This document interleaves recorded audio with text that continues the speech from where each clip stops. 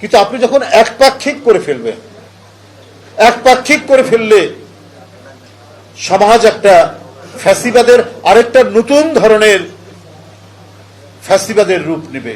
ফ্যাসিবাদের চূড়ান্ত স্টেজ হচ্ছে উগ্র সাম্প্রদায়িকতা এবং উগ্র ধর্মীয় রাজনীতি, এবং এইটা আসলে পরে আরো সর্বনাশ। মেয়েরা কিভাবে চলবে সেটা মেয়েদের অধিকারটা কেড়ে নেওয়া হবে, নিশ্চিত থাকবে না। ভাই, আমরা যারা বড় হয়েছি আমাদেরকে ধর্মীয় চর্চা, এই নামাজ পড়, আমার বাপের চাইতে মারা বেশি বলে, মারাই ছেলে মেয়েদেরকে ধর্মীয় শিক্ষাটা দেয়।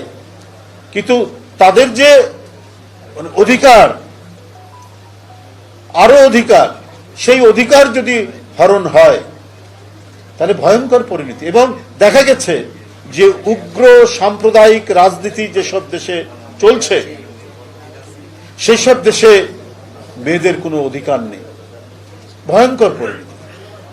যে ছাত্র সংগঠনটি বলা হচ্ছে তাদের খুব জনপ্রিয়তা বা তারা হচ্ছেন, কিন্তু আমি আতঙ্কিত বোধ করি যে এই এমন এদের যে রাজনৈতিক দলটি কখনোই এই দেশের যে পলিটিক্যাল ডেভেলপমেন্ট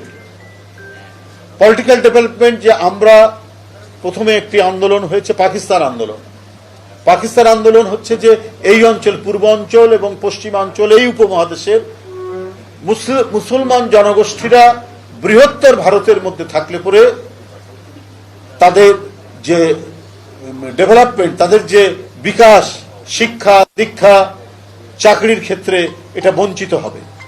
এটা নিয়েই তখন যারা, এবং তারা সবাই আধুনিক মানুষ। আপনি সরওয়ার্দী সাহেবের কথা বলেন, আপনি ফজলুল হক সাহেবের কথা বলেন, মওলানা ভাসানী একজন বলরা মানুষ, অত্যন্ত আধুনিক একজন মানুষ। এরা পাকিস্তান আন্দোলনের প্রধান নেতা ছিলেন আমাদের এই অঞ্চলে। তখন কিন্তু জামাত ইসলাম পাকিস্তান আন্দোলনের বিরোধিতা করেছে, আপনাদের মনে আছে না?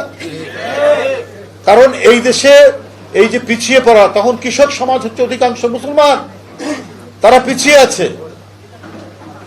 তাদেরকে যদি আমরা বিশ্ববিদ্যালয়ের লেখাপড়া করাতে পারি, তারা যদি ইঞ্জিনিয়ার, ডাক্তার হতে পারে, তারা ডিপ্লোম্যাট হবে, তারা বিদেশের কথাবার্তা বলবে ফরেন ডিপ্লোম্যাটদের সাথে, এইটা 47-এর আগে খুব কমই ভাবা যেত। এই কারণে এই মানুষরা আন্দোলন করেছেন পাকিস্তান আন্দোলনের জন্য। আর প্রত্যেকেই আধুনিক শিক্ষায় শিক্ষিত মানুষ।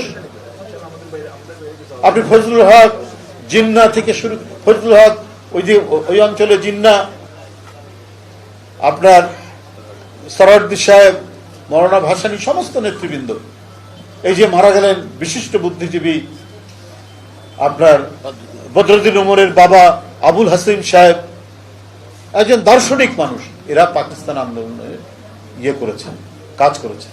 এমনকি শেখ মুজিবুর রহমান সাহেবও পাকিস্তান আন্দোলনের একজন ছাত্র নেতা ছিলেন।